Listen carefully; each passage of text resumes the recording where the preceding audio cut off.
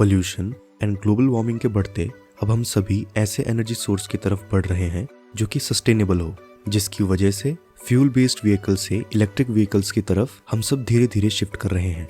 ये पर्यावरण के लिए जितना सेफ है उतना ही हमारे लिए डेंजरस भी है।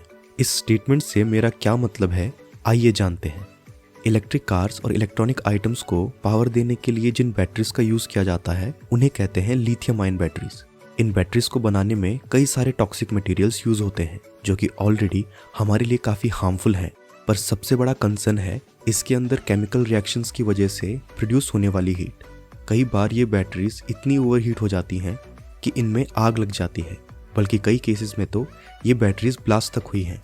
और अगर ये बैटरीज नॉर्मली यूज भी की जाएं तो भी इनका लाइफ स्पैन बहुत ज़्यादा नहीं होता। यानी अगर 300 से 500 बार चार्ज और डिस्चार्ज किया जाए तो ये बैटरीज 20% तक डिग्रेड हो जाती हैं। यानी इलेक्ट्रॉनिक आइटम्स के केस में इनका लाइफ स्पैन 2 साल का ही होता है और इलेक्ट्रिक व्हीकल्स के केस में अराउंड 10 ईयर्स। और हर यूसेज के साथ साथ इनकी कैपेसिटी कम भी होती रहती है। सिर्फ यही नहीं बल्कि इन बैटरीज का बल्की एंड हैवी होने की वजह से इलेक्ट्रिक कार्स की रेंज को इंक्रीज नहीं किया जा सकता। तो दोस्तों, जहाँ प्रॉब्लम होती है वहाँ कोई ना कोई सोल्यूशन ज़रूर होता है और इसका सोल्यूशन एक कॉन्सेप्ट के तौर पर साइंटिस्ट ऑलरेडी डेमोन्स्ट्रेट कर चुके हैं। साइंटिस्ट के अकॉर्डिंग जो मोस्ट सस्टेनेबल सोर्स बैटरीज में यूज़ करने के लिए हो सकता है वो है ग्रेफीन। ये एक ऐसा मटेरियल है जो कि स्टील से 200 टाइम्स ज़्यादा स्ट्रॉन्ग है, जिसका वेट पेपर से भी हल्का है।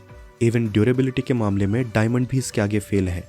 और सबसे ज़्यादा कमाल की बात तो ये है कि इसकी चार्ज होल्ड करने की कैपेसिटी लिथियम आयन बैटरीज से फार सुपीरियर है।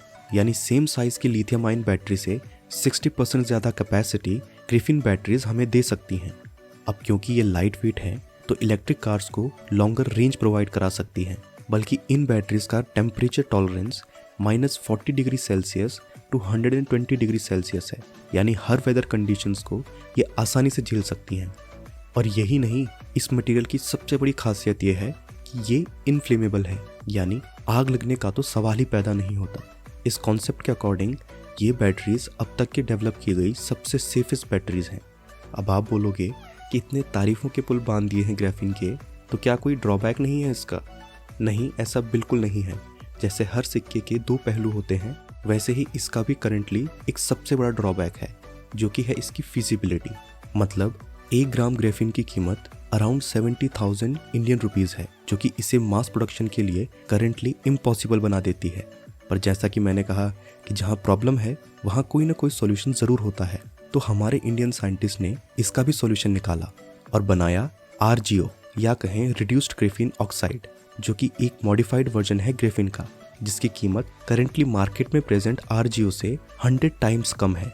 यानी जो RGO 70,000 रुपीज़ पर ग्राम मिल रहा है वो हमारे साइंटिस्ट ने ₹700 पर ग्राम तक रिड्यूस कर दिया है, जो कि कमेंडेबल जॉब है। उन्होंने साबित कर दिया है कि इंडियंस किसी भी प्रॉब्लम का सॉल्यूशन सबसे इफेक्टिव एंड एफिशिएंट वे में निकाल सकते हैं। हमारे साइंटिस्ट की वजह से अब हमें ये ग्रेफीन टेक्नोलॉजी आने वाले कुछ सालों में सभी इलेक्ट्रॉनिक आइटम्स में दिखना शुरू हो जाएगी। क्या आप इंटरेस्टेड हो ऐसी बैटरीज देखने के लिए जो कि ज़्यादा durable, fast charge, light weight and at the same time सबसे सेफ हों? मुझे कमेंट सेक्शन में ज़रूर बताना। आशा करता हूँ कि ये वीडियो आपको समझ आई होगी। मैं मिलता हूँ आपसे नेक्स्ट वीडियो में फिर किसी इंटरेस्टिंग टॉपिक के साथ। ये वीडियो पूरा देखने के लिए धन्यवाद।